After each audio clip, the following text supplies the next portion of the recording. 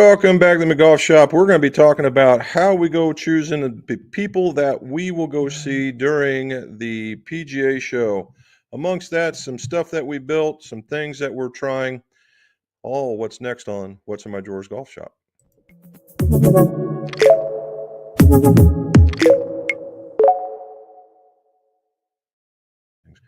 Welcome back to What's in My Drawers Golf Shop. Jim McCleary here. And why is it What's in My Drawers? Because old club makers and club fitters are tremendous pack rats, and I am no different. What is this about? It's about golf club repairs, golf club reviews, golf club fittings, all so your scores can go low. All righty.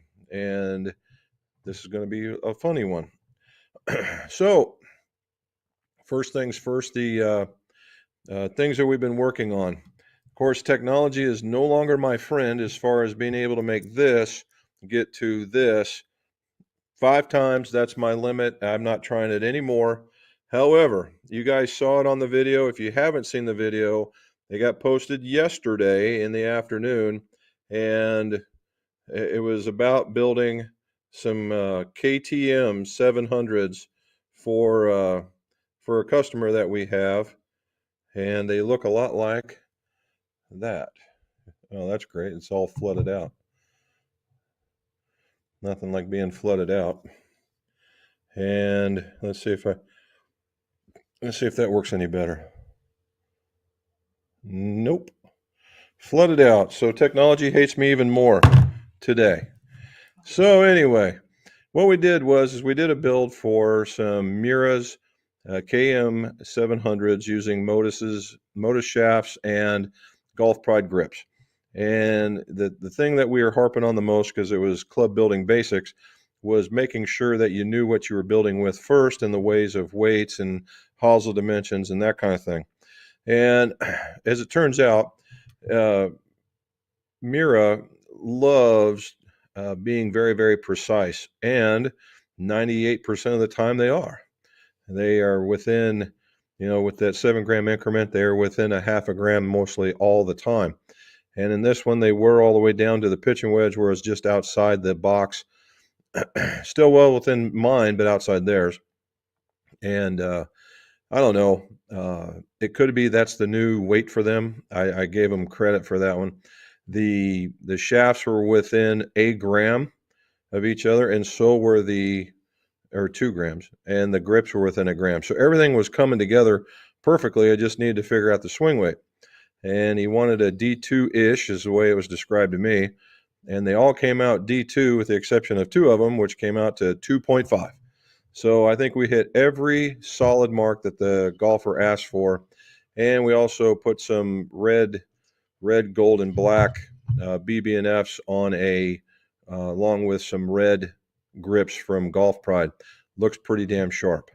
And the KTM is very much a blade, but it's a blade that can help maybe a golfer that's just not quite there bringing the club around, because the end of the toe has been beveled off, and it looks like there's been a whole lot of weight removed. Now, either he put it up on a pointy toe that it has, or he put it into the back on just a hair slightly wider sole than you would normally see from a Mira product. And that's, again, is turning into kind of a draw bias iron, which is kind of unique. And it's a good looking club, even though it is not what you would call your atypical club, but it is a very, very nice club, to say the least. And it went together pretty well. Now, the other one thing I talked about in there was being able to fit them together. And Miras are notoriously tight fitting, to the point in some cases they just don't. Okay, and I gave you a pro tip on how to make them fit when they don't, and how they get in there. And these things went together beautifully.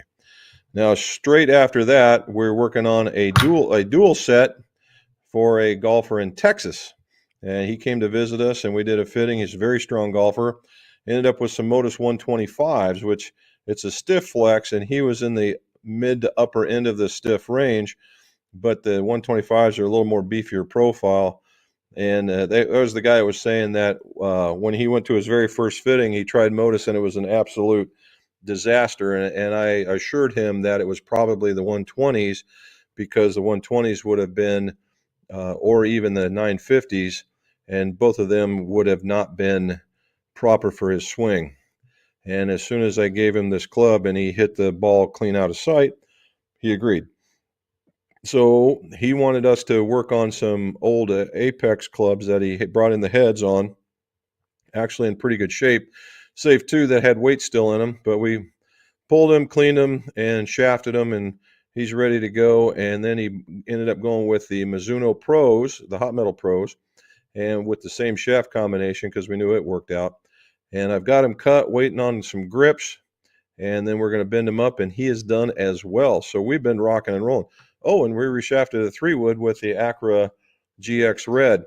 So he's we've been throwing it around in the shop a little bit this week. Another thing I'm working on is now another project for me is I'm making a clock, and this one is a. You're supposed to show mine first. No, I'm not, because you got all kinds of huffy puffy about it, so I'm not going to show them. So there. So this one is a clock I'm working on. Is truly out of a barrel that I just cut the ring right off of here, and this is all still put together, and I put pars and pours in there. I'm waiting for the letters and the hands to show up, and then that one will be mine. And we have another one that is an anniversary Christmas clock for Mrs. McGough, and she's seen it because she had to okay the lettering, and it does look pretty good. Let's see, maybe there you go. Anyway, that's what's going to be on it. So, but the rest of the clock looks pretty good. Got to knock off some of the back in order for the post to go all the way through. And she's requested some very large, old person, letters, and they're going to be very rusty or antiquish to go with it. So it ought to be pretty cool when we're all said and done. So, all right. So now getting back to our basics as we get started. Old Pepper, bottled and bond, just the bourbon. Okay, so how do we pick what we do when we go to the PGA show? When you go to the PGA show, and I should show you you go to the PGA show, it gives you an exhibitors list, and the exhibitors lists are broken down into categories such as clothing, displays, equipment, technology, that kind of stuff. Obviously, I am not going to be looking at the clothing, so we kind of go past that unless we're looking at hats. And outside of that, it's pretty much it's divided on two sides. You have the clothing side on one side, and you have the equipment space on the other. We call that the beautiful people section, and then the equipment side. And then we go and look and see who's attending, and they have a new exhibitors, and then they have a new product. New exhibitors, a new product is totally different. How that's totally different, I really haven't figured that one out yet. However, there's 200 plus new exhibitors. How do you get 200 new exhibitors? I'm not quite certain when there's only 70 brand new products. And then we go through there. And then we go through the equipment section where it talks about clubs, shafts, grips, drivers, irons, that kind of thing. And then we look for club making, club fitting, and see what we can find. And I started writing down a list. 99 times out of 100, what happens is the list gets way too long, and I have to cut it back in order just to make time. And then we start making phone calls to see if they want to do a video or if they want to be interviewed or if we just take a look. Now, we'll cover this more as we get closer to be sure. I have found two new entries into the market. One's a shaft maker, and the other one's a putter maker. Now, a putter maker that's the easiest way to get into the golf industry because the things are relatively easy to design. I say relatively easy to design, and there's already established shafts and grips and whatnot for it. and it's a putter, and you make a few iterations of it, and then you're ready to rock and roll. Now, whereas and you can mill them, you can forge them, you can cast them, but it's one.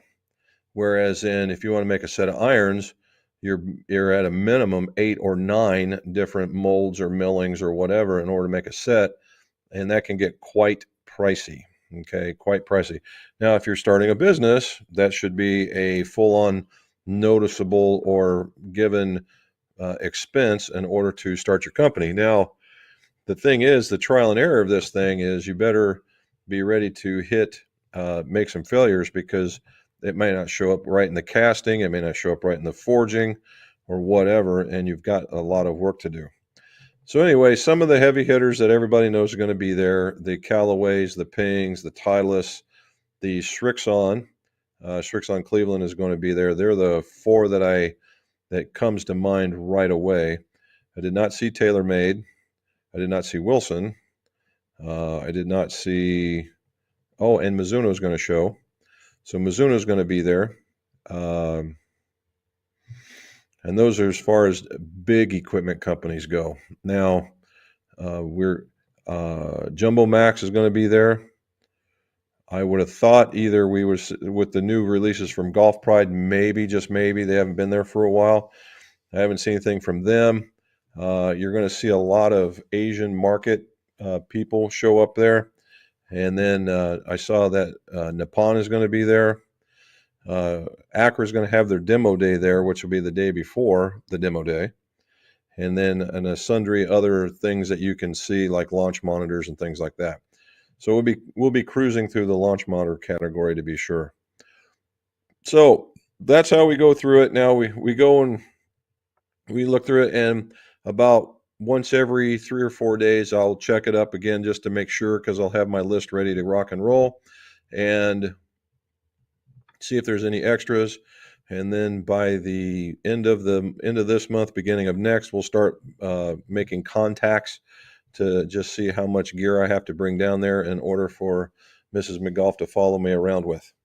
And then off we go. And we'll be documenting.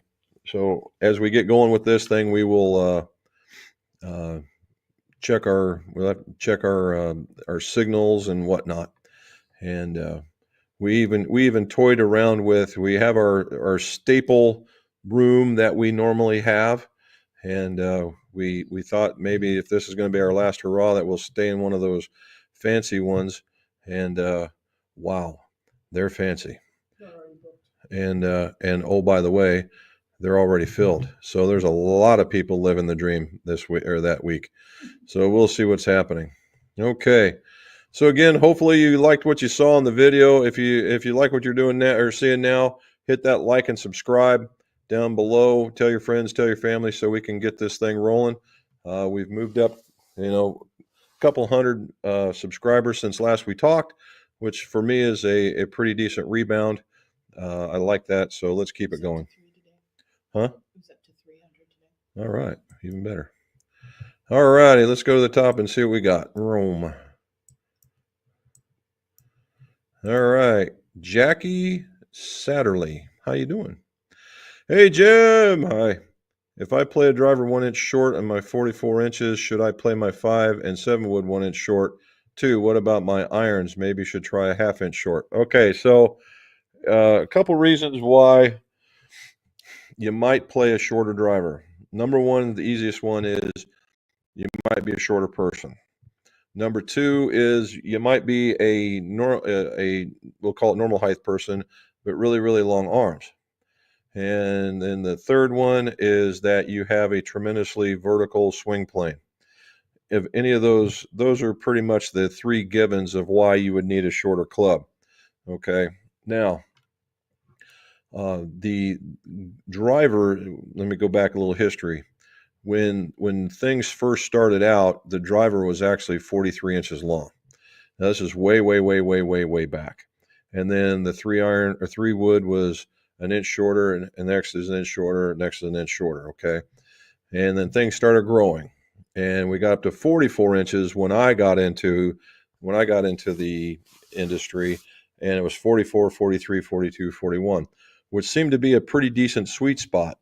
However, in the quest for distance, the driver started growing and nothing else did. And all of a sudden, you heard, wow, I can hit my 3-wood way better than I can my driver. And again, 99 times out of 100, it was because the length of the club was just too stinking long. And so now what they're doing is, of course, the drivers are changing in their lie angles and their biases, and there's a lot of technology. But again, length still plays a part. And 44 inches to 44 and a half inches, based on my studies, 44 and a half is really that's really the mark. So if you're between 44 and 44 and a half, you're in pretty good shape. Now, does that mean that you have to cut everything down to follow? Chances are no. If your golf club, if your 5-wood and your 7-wood are standard, and we'll just say 42 and 41, then no, I think you're in pretty good shape. And that's in the woods. Now, when it comes into the irons, again, if you're the shorter long iron or something, maybe a shorter iron, maybe that. I've done plenty of times. And matter of fact, this Texan that I was talking about, uh, he plays a standard length iron, but plays a 44 and a half inch driver. So yeah, it just, again, and the best answer in golf is it depends. So what I would try, and I recommend this highly, is mark a half of an inch, uh, pardon me, mark a half an inch off your irons, and go play around and play a solid 4 or 5 holes hitting irons, particularly if you're going to hit the same iron over and over again, to get the idea to see whether or not that's working for you. And see. Now, yeah, there's going to be a lie angle thing going on, but you can fix that. But what we're talking about is finding the middle of the club face first. If you can do that, then yeah, sure, that'd be a way to go. Now, I've told you all this, Jackie. What the really best way to go about it is go get fit and let them test you for length and make sure that's the right way. Okay, so hopefully that worked. All right, the Z. Can you give me some tips on practicing on the range during an Ohio winter? Well, the first one, if we saw some of what was going up north, is don't. But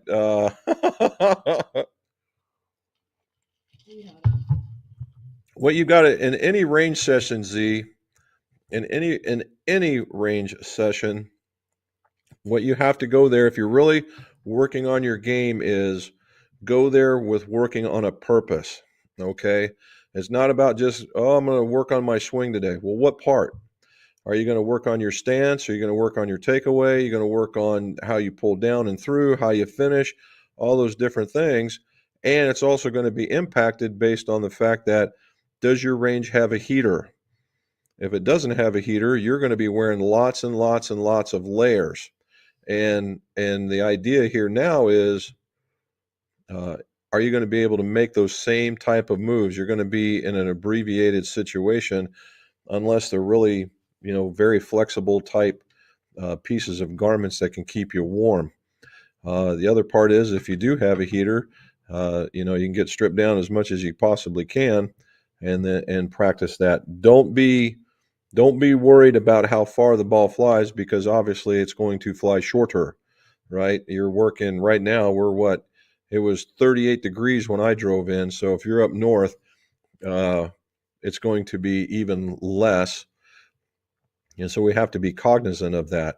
And also, I would probably look at getting some winter gloves so that you can have both hands protected instead of just one, in order to take a little vibration out of that club on the stingers. But always go in there with a purpose. Are you going to be following through? Are you working on your form? Are you working on a direction? That kind of thing, in order to practice. But don't just say, I'm working on my swing, and just take a bunch of hacks at it. Pick 1 or 2 things, maybe 3 tops, and say, hit your 30, 40 golf balls until you feel that you're really confident at that part, then move on to the next part. And that's what I would do. There's Krister, and he finally got his new irons. I saw the picture, dude. That's a sweet set, man. Only one 10 wedge and the K grind that's taking longer to be delivered. All irons. Project LS 6.0 shafts. All right. So now I have 13 clubs in the bag, have room for one more. Woo!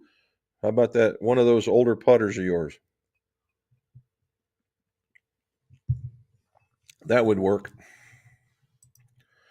All righty. John Lamb says, hey, Krister, you could always pull a Mickelson and throw another driver, one fade bias, one draw bias.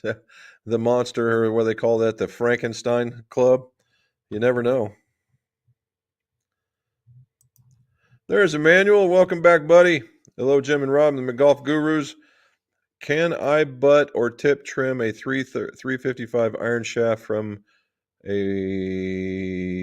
inch and a half extended wedge shaft to standard length without affecting performance? Well, if it's extended and you're going to go back down to other length, what I would look to try and take out the extension, Emmanuel.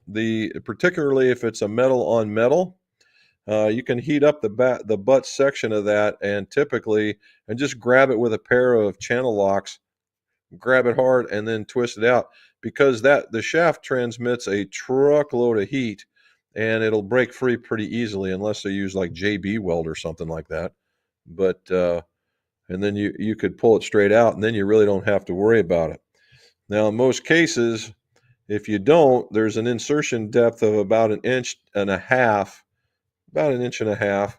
into the bottom. Now, does that really do anything?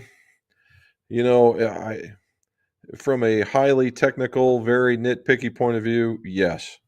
How's it going to work would an average golfer feel it? No. Because it's doing is stiffening just that little bit and putting just a hair more weight in the hands, and we're talking grams, not pounds, but just grams. And I don't know if it probably make it feel more solid, to be honest.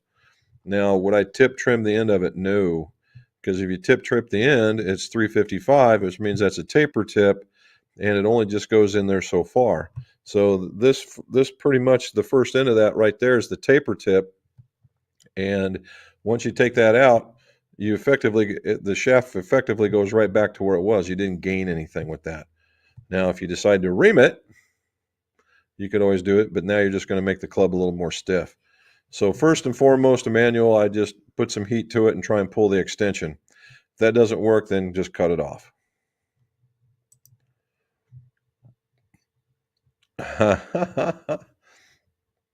John Cherry, greetings everyone from Myrtle Beach. How are you, sir?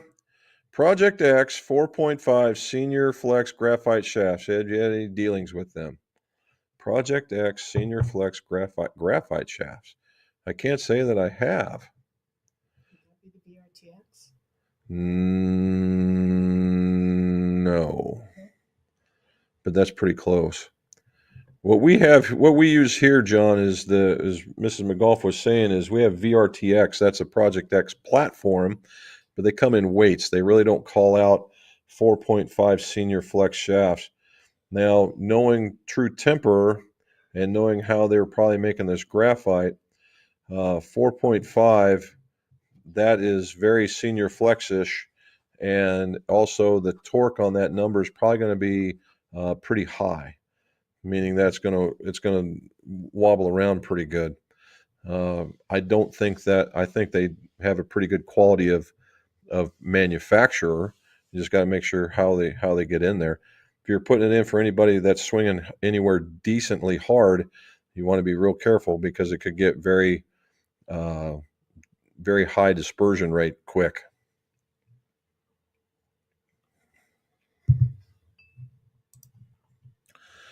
Throw in a slippery frog. There you go. Or the frog putter, right? Man, that's bringing back some memories. Wayne Nothing, how you doing, buddy? I guess it's time to put up the clubs and look at my wish list. That's kind of what we're doing here too, bud. We're looking at wish lists and all kinds of things that we want to do coming into 2025, and we'll have to see what we can pull out. All righty. John Lamb says, "Hope all is well. Have you recovered from Turkey Day?" Yes, we actually the day before we went to New Riff and did a Build-A-Bear bourbon and spent the night, and then came back. It was just us, so we had prepped a turkey breast, and when we got back, we put it on the grill, and Mrs. McGough started throwing together some corn casserole. We did deviled eggs. And we did. She put some stuffing in a bowl, asked if I could smoke it, and I said, "Well, let's give it a shot." And I did, and it came out pretty doggone good. And we chowed down. Oh, and microwave mashed taters from Bob Evans. That's it, and they turned out pretty good too. So we did. It was really a different. We're into that transition. Sorry about that. We're into that transition where uh, cooking for two, not for three, cooking for two, not for four, and that kind of stuff. So it's a different animal altogether. So we had enough. The whole plan was to enjoy the meal, obviously, but not to have leftovers for an entire week. And I think we survived 3 days, 2.5 days. Ate all the turkey up because that smoked turkey breast turned out really good. And I recommend injecting it with that stuff you would put in for a fried turkey, and then have at it. Manuel says no PGA show for me, or even golf the next 8 weeks. The missus is having surgery, so just indoor putting. Well, you got to take care of mommy there, bud. And with hip surgery, hopefully she comes out and they pop her up and make her start walking right away, and take care of her. That is far more important than any PGA show. Joey Manning, howdy from Georgia. What do you say, Joey? Thank you for joining us. Brody Rothmel, what do you say? Rethamel. There we go.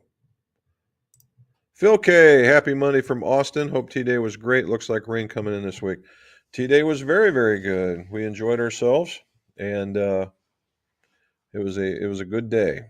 And just being able to sit and relax. I watched an actual football game for the first time in God knows how long, because I was doing my own little protest, from them protesting to me protesting, and I still didn't watch a whole entire game, but it was good to see it again, and it was funny because I always remembered John Madden and that crazy turkey getup, that crazy turkey thing he would have. Sorry. You gonna turn it off? I'm trying. There you go. I had it volume off. Mm-hmm. Apparently not. I talked to him. And anyway, John Madden, and with that turkey with the crazy number of legs on it and stuff, in his mobile home, and or his trailer or RV or whatever we want to call that thing, and they had it there as a memento that day, so it was really kind of cool. John Lamb Emmanuel, hope all goes well with her surgery and a speedy recovery. So do we all say. Kent says he watched that video yesterday, and those Miras are gorgeous. They are nice looking, aren't they? I don't think they make a bad looking iron. It's just ones that will work for you, right? And for me, almost none of them work for me because they're all right-handed, and that's just the Japanese way of life, where left-handed guys are just not in the same category. And again, I don't expect them all to be built left-handed. I'd like to see some of them, but I don't need to see a mini blade or some god awful super and game improvement. About something in the middle. That would be a lot of fun. But yeah, we always love that. I mean, they're just so much fun to build because they're so classic looking. All right, John Lamb says I need a stronger hybrid, 17 or 18 degrees. What are you gonna do? Hit that thing 290 or what? You hit the driver past 300. That would be a nice one. I tell you who's Krister, who's got one that might hold up to you, and you can adjust it. Is check out the Mizuno STX models. They've got a 16 degree and it'll go up 1 or 2 degrees. It'll also go flat, and it'll also go upright. You can find one of those in that heavy hybrid shaft that you like so well. That might be your ticket.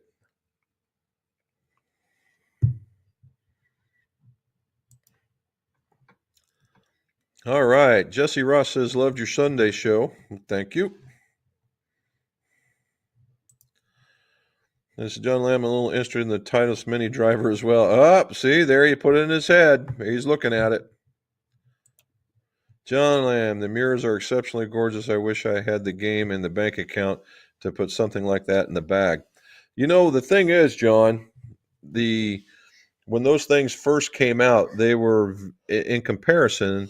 It was nothing to make this we're talking late '90s, early 2000s when an average iron set was even a forged iron set might have been, I don't know, $1,100, $1,200 was really, you're talking just over the top. And those things were running anywhere from $2,000 to $2,500 back then. And I just looked at them from them making it, and I'm not sure what was in it. It was probably a standard DG and some Tour Velvets. They were on sale. They had the Black Friday. It was 1,800 and then normally, or 1,700, and normally it was 2,000. So I don't know. Maybe they have decided that to come back, into this and try and make it work. So I don't know, but but they are nice. They really are. And that K grind wedge, the ones with the scallops in the back of the K grind wedge, that thing was. I mean, guys were just absolutely loving that thing. And so we'll see what that's all about. All righty. Hello from a cold lumbar. Monday is my favorite afternoon. We like to hear that, Jack. And it's a bit chilly here too. I believe we're going to get into the teens again tonight, and then it'll be a high of 32 or 4. So there you go. Robin is saying good luck to Manuel's wife on her surgery. And then mirrors are notoriously expensive. Yes, they are. Hi, Robin. And here we go. Redhead 97 says a 4-through he's priced him out at $2,800. So there's another. That could be with a little bit pricier shaft and whatnot, but still, there's nothing to sneeze at a $2,800 set of irons. Although, if you look at it, what was it? If you got a set of the Paradigms not too long ago at $200 a stick, you got 9 of them. That was 1,800, so that was 1,000 off of that. So yeah, it's still pretty up there. The mirrors, I mean. All righty. My Dog Rex says, thumbs up, students. Thank you very much, My Dog Rex. And please, if you haven't done it already, hit that like. And if you haven't done the other one already, subscribe. But they're absolutely beautiful irons. And they are, right? And they are. Now, if you guys saw what I did, the reason why they feel so good is because, they say it's the design, and it has a potential. It's made out of the S20C, which is the 20, and the C is carbon. And it's a softer metal, but it's that spin milling, and that spin milling, the thing's spinning at such a high speed, it just welds itself right on, and then they have to grind it off. And some will say that deadens the feel, making it feel better. I really don't know. That would be I have to talk to a club maker or a club manufacturer that's really good with forging. That's not of Mira. There's Peter. How you doing, Peter? You can put them in play, John. They'll at least look good, bling in the back. I know, right? For me, it would be problematic because I know I would be taking some. I'd be flicking just to make sure I didn't take a divot. Although they do have a lot of radius on them, and that would make them easy to hit. All right, Brody's putting on new ferrules on his jaws wedges, and notice a lot of movement in the hosel. Do they take a centering ferrule? Yes, they do. Well, they have there should be a shoulder in there, right? There should be a shoulder in there, and then we could call them a centering ferrule, but it's a fairly deep shoulder. It's not super deep, but it's a deeper ferrule, and you can go with that. Now, if you're dead set on putting putting these new ones in, what you can do is, and I've done this in the past, let's for like BB&Fs, right? They don't come with collars, at least the colored ones. You've got to go in there and find. And what I've found is maybe uh, the standard 3/4 inch collared ferrule for an iron, particularly a taper tip. And I just cut the collars off of it with an X-Acto knife, and I put those in there to fill up that shouldered area, and put that down in there. And if it still wobbles a little bit, then use a shim, and you'll conquer it right there. John Lamb, Krister, isn't the Titleist Mini Driver Tour only at this point, or have they finally reached? I don't know that one either. That's a good question. Are your clocks ticking once per second, or are they a new continuous type? Well, you know what? This thing has a selection on the back that you can tell it to have a quartz movement or not. So I guess I get the choice. I get the choice of either way. Now, I got these things from clockparts.com, which is a lot of made in the USA stuff.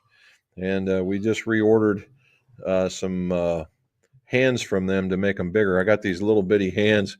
I think the biggest one was this long, and I'm like, that's ridiculously small in that thing. How big was it? No, it wasn't that big. It was that, well, the long hand was. Oh, the hand. The hand. Okay. Yeah, the hand. I meant The hand. And anyway, so I'm trying to figure out what I wanted to do with this. I thought about what we're going to do here is what I was thinking about doing is cutting golf balls in half and put them here, here, here, and here, and then putting some bottle tops in between and foregoing the numbers. And just so I have a marker. I don't need a giant number like somebody we know that wants to be able to see it from a distance 3 foot and be able to tell time. So hopefully you never know. 10 yards. And then we got Mrs. McGolf talking again. Redhead saying back, the Z, don't go to the range when it's snowing outside. Best tip I've got. Coming from a guy at Myrtle Beach, no doubt, right? And I'd agree. When we had the range going over here, it was funny because we had a heater. People would literally come out to be able to hit golf balls in the snow, and they would wear shorts. And it was crazy. Rum says, there you will. Manuel's saying thank you. 200 plus more subs. Yeah, thank you, Kent. Actually, Robin just told me it was closer to 3. So we're rocking and rolling. That's what we want to see, get back into this groove. We lost it for a while. Well, look at that. We did lose it for a while when we were taking our time off, and we're getting back into it. John Krister, it isn't the driver tour only. I don't know. He asked that earlier. Okay. He's going to say it. Titleist will release the mini driver February next year, the Titleist rep said. Very cool. Oh, that reminds me. Krister, I came across a golf company from Sweden, and it's called Chipping, Chiping. I didn't know if you knew anything about them or not. It was an interesting concept of what they were doing. I was thinking about going to see them just out of the mere curiosity of it all. I didn't know if you had heard anything about them or not. Don't I know it, Kent? When you are measuring length, are you with or without a grip? When I'm building, Jack, it's without. Right? It's without. For me, it'd always be without. Mostly because that's my constant, and I know the kind of grip cap that most of my grips have, so I'm pretty confident in what I'm going to end up with. And I'm the guy that ends up when you see those when you measure them at the grip cap, that 38 1/4 and 3/4 when it comes that way. I'm in that camp. And normally, and anymore, you have to do that because most of the manufacturers are making their club heads light. And if you were to cut down that 1/4 inch, your D0 or D1 swing weights would end up in the C range. And I think that's probably approaching a little too light for most folks. So, Krister says, I must say my new G2 8 degree with that UB7X is a beast. When it comes down to distance and low spin, it's really forgiving and stable compared to the TSR. Cool. The GT sounds like something to look at, right? That UB, I'm surprised you hadn't jumped on that once before. That is a non-turning over golf shaft right there, bud. And if you got it into the X, you can swing as hard as you want with that bad boy. All right, Chris, next February, not too far away, still a few months of cooler weather to get it dialed indoors. And how do you like those irons? They look good in the bag, I'll say that. I will test them later this month. I have much to do at work. Okay. Krister, I know that one. John Land Driver, I have tested a few times already. I have some videos on YouTube and on Instagram. And he hits the crud out of it. I will say he cut one. He was hitting on over he stood on the right side of the fairway, and I thought, where in the heck is he going? And he basically airmailed he basically cut the whole damn green because the layout went like this, and he just cut it all and went straight down and landed down there. Oh, to be young again. I got an itch. All righty. John Lamb, winter in Calgary. I'm supposedly retired now. They keep calling me back to fix the machines the younger fellows haven't seen. Have to learn to just say no. Well, it depends on John. How important is those machines to be fixed? Maybe you can negotiate a little bit of extra contractor pay in that one. Or trade them. I'll show up for a couple of days and you buy me my membership to this golf place. That's a heck of a trade. That way nobody's the wiser for that. Krister saw the YouTube ones. Great match for you. Yes, it was. Match. Here we go. Rick Marcia. That's it. Rick in Waynesville. What do you say, man? Thanks for joining us on Facebook. So if we trim down a driver 1 inch down, does it have any influence on flex or just bend point?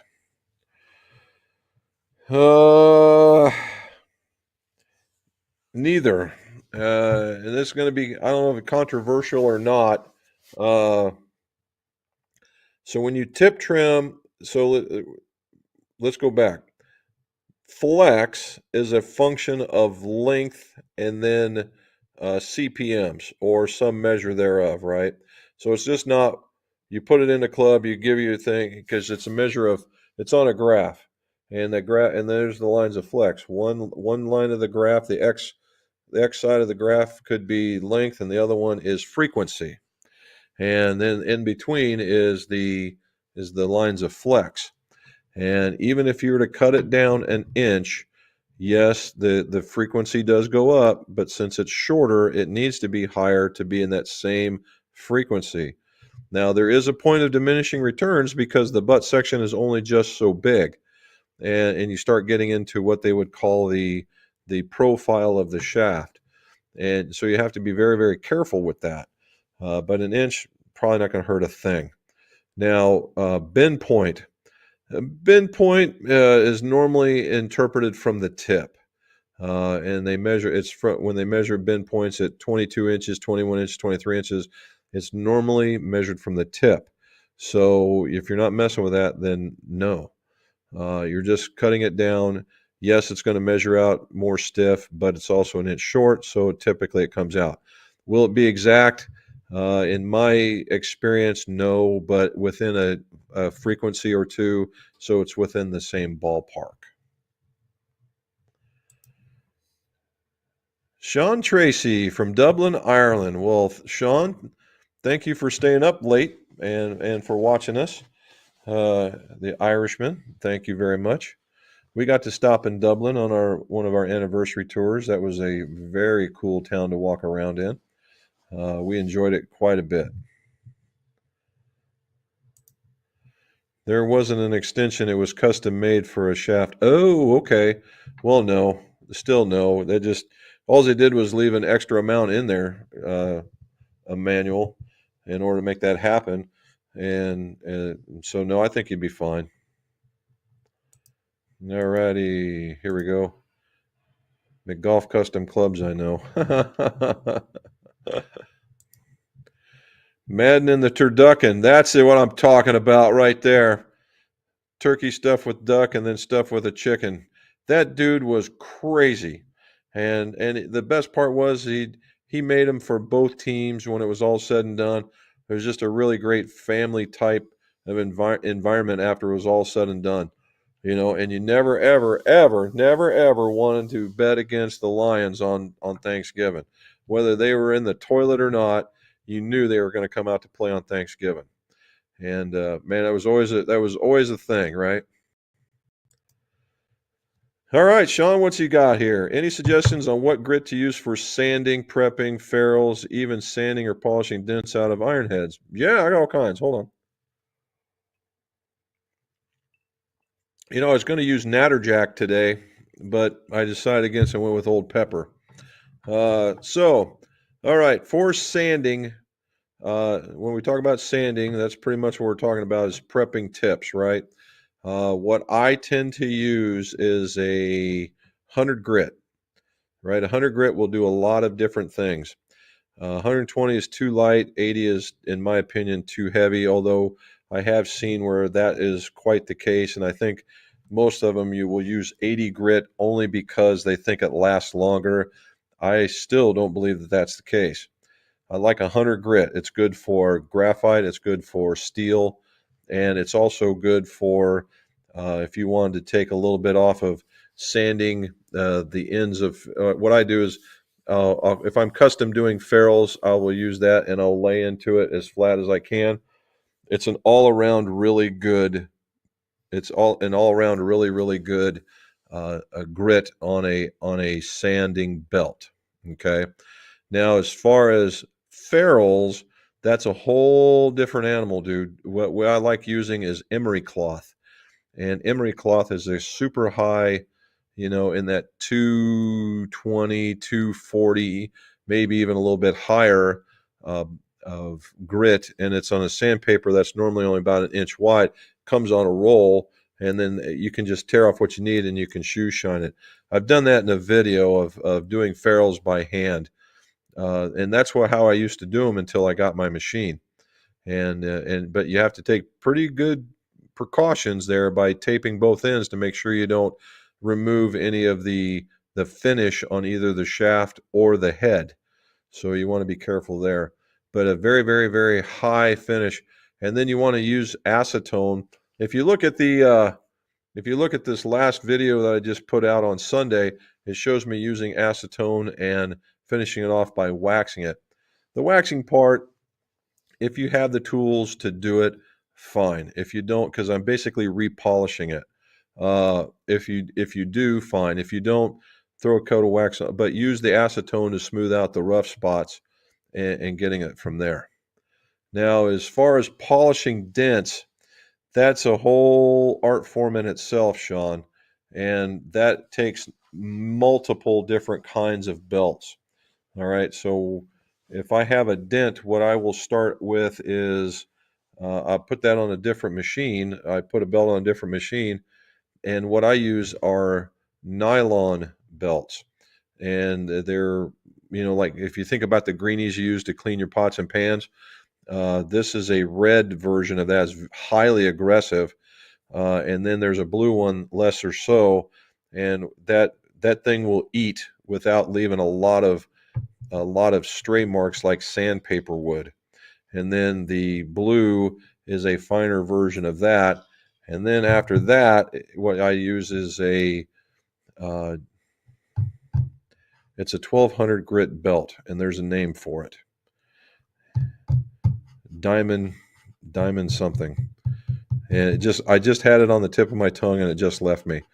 But it's about a 1200 grit, and it's I hate using it because it leaves this like coating on my teeth. It feels like, but it smooths everything right out, and then it takes very little on the polishing side of it to bring it back. So you're going to need several different ones there. If you're using sandpaper and you had a fairly sizable dent, then 80 grit comes into play, 100 grit comes into play, 120 comes into play, and even the 220 would come into play depending on what you're trying to sand on. All righty. And there's Richard Hardy from England. Well, thank you, sir, for staying up along. We got we got Europe in the house. Thank you, guys.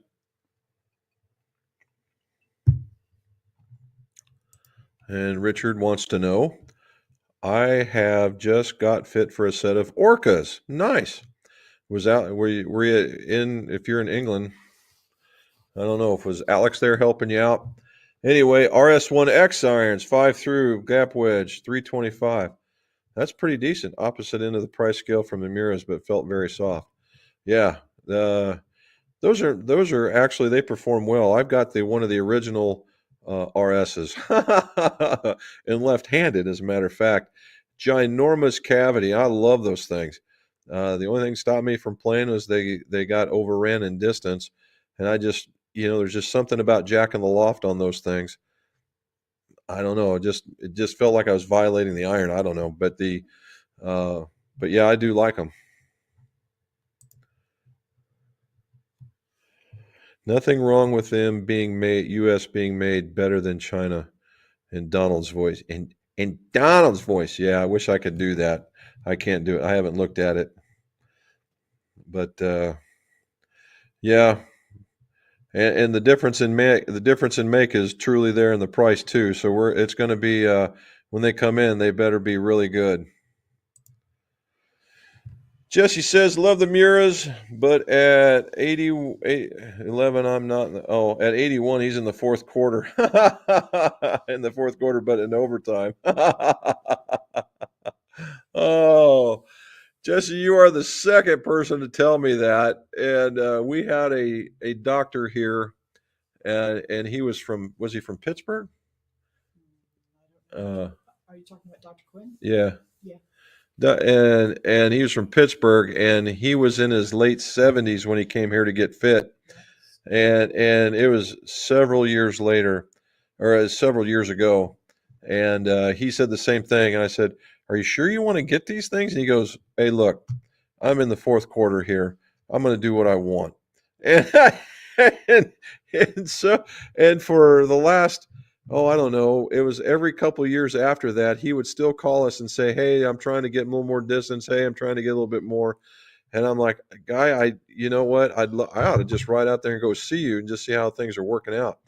But nicest guy ever, and I would imagine he's easily in his mid 80s. I hope he's still out there kicking it around. All righty. The Z, curious secondhand, is virtually noiseless but helps people who hate ticking clocks. Okay, I get that. I want to see how it goes. This one, I had to do the typical. We had to outline it and then chisel out a section of it about a quarter of an inch so I could have some of the stem sticking through in order to be able to use the nut on it. And I've got to do that on the other clock yet. And of course, I don't have a plunge router in order to make that happen. So it was a lot of holes with a drill and then a lot of chisel work. So that's where we're at. Chipping, never heard of it. So I Google it, and it is all about GPS golf balls. Well, that is not what I got out of it. Let's see. Let's see. We're going to keep looking. PGA merchandise 2025. Here we go. Zipper directory. Searching. Let's go with yes. Let's see if we can just find it by keeping the name. Done. Let's see if we'll get there. Done.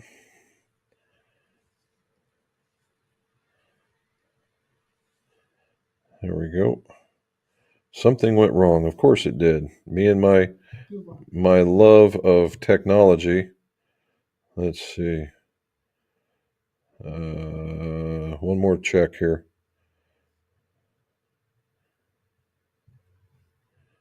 No. All right. Well, I can go to the C. Talk about next week. Yeah, we're going to see it here real quick. Wasted minutes. I'm not wasting minutes. Let's see. B. All right, Kelly. All right, here we go. Chip Ing. Here it is. Let's see what they say. Future of golf balls. Smart golf balls that never get lost. Precise tracking. More fun on the course. Play faster. Score better. So you're right. That's them. Pioneering company based in Switzerland, established 2015, specialized in development and commercialization of advanced recreational goods, electronic components. So there we go. A unlosable golf ball. There's something. All right, played wearing shorts in 19 last week. What's wrong with that? Yeah, that's because you're an Iron Man, Kent. That's all there is to it. Yeah, that's it. Yorkshire man. Yeah, much better. RS, what do you say, man? At the PGA show, maybe you can interview Paige Sporanic or Bree or Lucy or Lauren Paccio. It would be quite the show. Do a called Bourbon Talk with Jim. We could do that. No. Except for Paige, probably she's probably going to have an entourage and far too busy for somebody like me. I'd have to look up the other ones. All righty.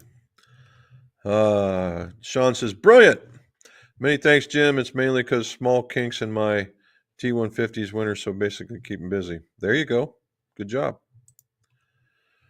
I like your Mirror Club building video. I would like to find a used one to hit. I don't know anyone playing them. They're not easy to find. No, they've got RS. They really do have a cult following, and once you're in it, you're in it for life, kind of thing. People just love those things. And again, they very rarely use something totally chrome. It's all that high polished in stuff. It's really nice. It's just really easy to look at. Richard says, yeah, it was Alex at Orca that fit me. Top bloke. Very educational. Hit them 10 yards further than the Ping 230s. Well, very cool. Well, if you get to see him again, tell him I said hi. See if he even remembers me. He'll remember me. Or just say Jim and Robin, and he'll probably shudder when you say the word Robin. Hey, And it's like, and then go from there. that's so nice. Will M, what do you say? Hello. What is a good iron for somebody who takes loft away at impact? I need more height.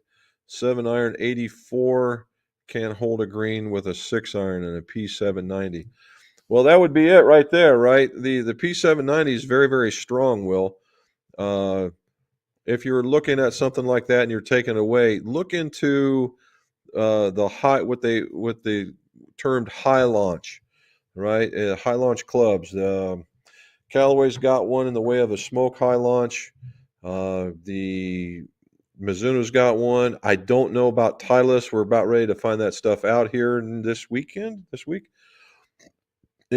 the rep comes to visit, we'll figure that kind of stuff out. You did say TaylorMade, not Titleist. And see what goes on. Now it's going to look a lot different because normally the high launches are we'll say has more offset on them, that kind of stuff, more players forgiving. What you could do is, and at 84 mile per hour, you probably would like it if you could take the 790s and just weaken them a bit, right? Just start with 2 degrees. Just say weaken everything 2 degrees and just see what happens. You might find out you like them even better because you just increased the bounce. So even if you're taking away and you take a divot, they're going to act better and get somebody to do the bending for you. Yeah. I played in Ironman tourneys up here in a kind of weather with shorts on. Just need to hit the birdie juice a tad more often. There you go. And then it's hard to find that ball with one eye open. There you go. I can lose the ball. Yeah, we'll have to see that the unlosable ball. We'll call it that. And then I'm going to go there. I'm going to go see him, and I'm going to say, "Do you know a guy named Krister?" And if they don't say yes, I'm going to be sorely disappointed. Switzerland, not Sweden, or did I hear it wrong the first time? I'd have to go back and look. I don't know. It's a good question. It gets colder in Calgary, John, I bet. I don't lose them on the course, only in water in the woods. That's a one hell of a sentiment right there, Jack. I agree completely. Well, we might have to find out. All right. And then John Lamb was, how do Miras stack up against Apons? Played Apons for years and loved him. Actually know about Apon. And I would think that although Apons are very nice, I think that the manufacturing, because Apons came out of the foundry that everybody, Enzo, came out of Enzo. And everybody loved the stuff out of Enzo. And I got a chance to hit one Apon. Again, that's the same thing. Everything was right-handed. I came across one, and it wasn't made very well, and it felt like a stone to me. However, that is a good comparison. If I had my druthers, John, I would say that the Miras actually are probably going to feel a little softer than the Apons. And that's where we would go with that one. All righty. Look at that. All righty, guys and gals. We've made it all the way to the end, and we did it with only 2 minutes over. Mrs. McGolf is going to be much happy with me today, even if I was talking a lot and I was getting a lot of that. Anyway, so I appreciate it, guys. Again, if you saw it, go back and look at the video if you haven't, and see what you think. Put some of those comments down there, even some down in here. Tell me what you think. What you might want to see at the PGA show, that kind of stuff, and so we can get planning on that. And as always, guys, let's see your scores. Go low.